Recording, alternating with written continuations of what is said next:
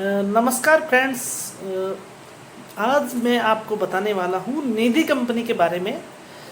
आपने देखा होगा कि पिछले दौर में कई क्रेडिट कोऑपरेटिव सोसाइटियाँ फेल हुई, कई कोऑपरेटिव सोसाइटियाँ डूब गई।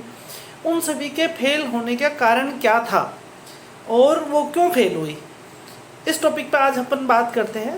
तो मैं इस टॉपिक पे आज बहुत ही मज़ेदार जानकारी और बहुत ही एक ऐसी जानकारी आपके सामने लाने वाला हूँ जो शायद आज दिन तक आपके दिमाग में नहीं आई होगी। तो दोस्तों, बात करते हैं कि क्रेडिट कोऑपरेटिव सोसाइटी फेल क्यों हुई। तो दोस्तों, क्रेडिट कोऑपरेटिव सोसाइटी के फेल होने का सबसे बड़ा जो कारण था वो ये था कि कोऑपरेटिव कानून में एक सबसे बड़ी जो खामी थी वो ये थी कि कोऑपरेटिव सोसाइटी के कानून के मुताबिक अगर कोई क्रेडिट सोसाइटी किसी भी व्यक्ति को लोन देती है तो उसको वसूलने का पावर किसी भी सिविल एवं रेवेन्यू कोर्ट को नहीं है। इस चीज़ का फ़ायदा उठाया लोनियों ने और कई बड़े बड़े लोगों ने लोन लेकर उनको वापस चुकाया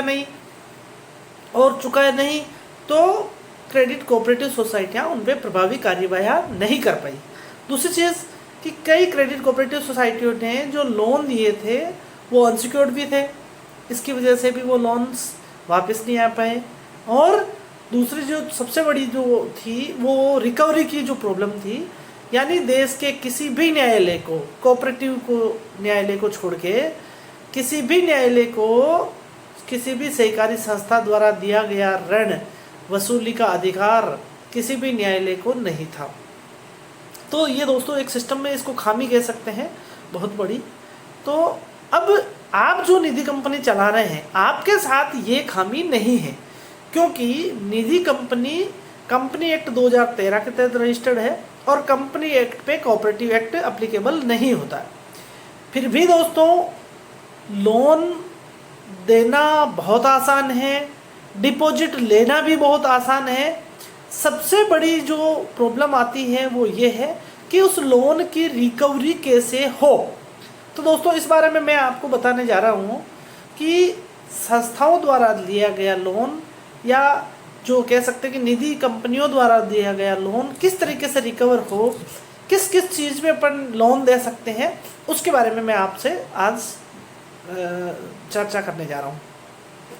तो सबसे पहले दोस्तों, निधि कंपनी सिर्फ और सिर्फ सिक्योर्ड लोन, और सिक्योर्ड भी वो सिक्योर्ड जो निधि रूल 2014 में भारत सरकार ने नोटिफिकेशन में जो जारी किए हैं वो ही लोन निधि दे सकती है।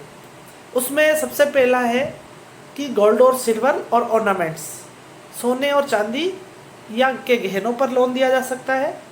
दूसरा है प्रॉपर्टी, किसी भी तरह की प्रॉपर्टी जो है वो मॉर्गेज रख के लोन दिया जा सकता है। तीसरा है कि कोई बीमा कंपनी या फिर कोई बैंक की एफडीआर हो, उस एफडी के अगेंस्ट और बीमा कंपनी की सरेंडर वैल्यू पॉलिसी की जो सरेंडर वैल्यू है उसके अनुसार लोन दिया जा सकता है। या फिर किसी पोस्ट ऑफिस के जो एनएससी होते हैं, किसान विकास बचत पत्र वगैरह है, तो ये इन चीज़ों के अलावा ऐसा कोई सी भी वस्तु चीज़ नहीं है जिसको गिरवी रख के लोन दिया जा सकता हो। दोस्तों, निधि कंपनी किसी भी तरीके का 2 व्हीलर लोन, किसी भी तरीके का 4 व्हीलर लोन, किसी भी व्हीकल पर लोन, किसी भी कंज्यूमर प्रोडक्ट पर लोन नहीं दे सकती है। प्लीज़ आप ये नोट करिए कि निधि कंपनी इन चीज़ों पे लोन नहीं दे सकती है, और अगर कोई वो दे रही है तो गलत है। कई बार निधि कंपनियों का मैंने जो अध्ययन किया है उसमें मैंने ये भी देखा है कि कई निधियां 5 साल से अधिक की डिपॉजिट भी ले रही है। तो आपको यहाँ ये नोट करना है कि आप 6 महीने से लेके 5 साल तक की डिपॉजिट ही ले सकते हैं। 5 साल यानी 60 माह से ऊपर की डिपॉजिट आप नहीं ले सकते हैं।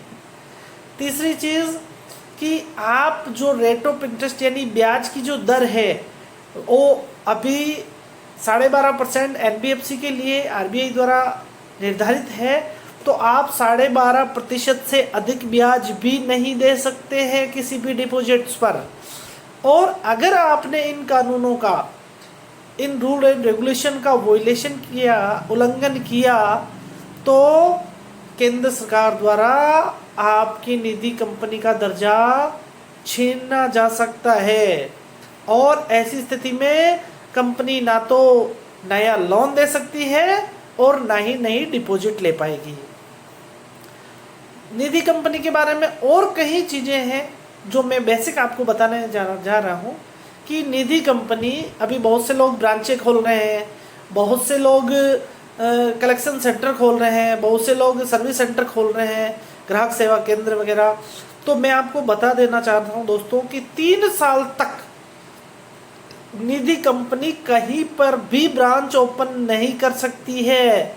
जहां उसका रजिस्टर्ड ऑफिस है उसको वही जगह पर ब्रांच चलाना जरूरी है। अपने ज़िले में भी 3 साल तक ब्रांच नहीं खोल सकती है। और 3 साल भी कब ब्रांच खोल सकती है कि जब वो निधि कंपनी 3 साल तक लगातार प्रॉफिट में यानी लगातार लाभ में हो, तो उसके बाद वो ब्रांचें खोल सकती है। और उसके बाद भी एक जिले में 3 से अधिक ब्रांचें नहीं खोल सकती है। 3 से ज़्यादा ब्रांच खोलने के लिए रजिस्ट्रार से, क्षेत्रीय रजिस्ट्रार से परमिशन लेना आवश्यक है। निधि कंपनी को प्रत्येक ब्रांच ओपन करने के लिए केंद्रीय रीजनल रजिस्ट्रार से परमिशन लेना जरूरी है। और आप अपनी मनमर्जी से किसी ब्रांच को बंद भी नहीं कर सकते।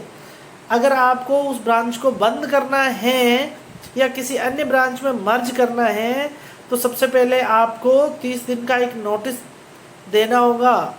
और सभी जो उस ब्रांच से जुड़े हुए लोग हैं उन लोगों की लायबिलिटीज़ जो है वो आपको चुकानी होगी, या फिर वो इस चीज़ को एक्सेप्ट करते हो कि जो फला जगह जो जा रही है उस ब्रांच में मर्ज होने के लिए हम लोग तैयार हैं। यानी आप 30 दिन के नोटिस के बिना ब्रांच बंद नहीं कर सकते हैं। आपको समाचार पत्र में भी इस तरीके की सूचना देनी पड़ेगी, आपको रजिस्ट्रार को भी इस तरीके की सूचना देनी पड़ेगी, तब जाके आप वहाँ पे ब्रांच बंद कर सकते हैं। तो दोस्तों कई ऐसे रेस्ट्रिक्शन, प्रतिबंध जो है वो निधि पर लगाए गए हैं। वो ये सभी निवेशकों के, आप डायरेक्टरों के सभी के हित में है।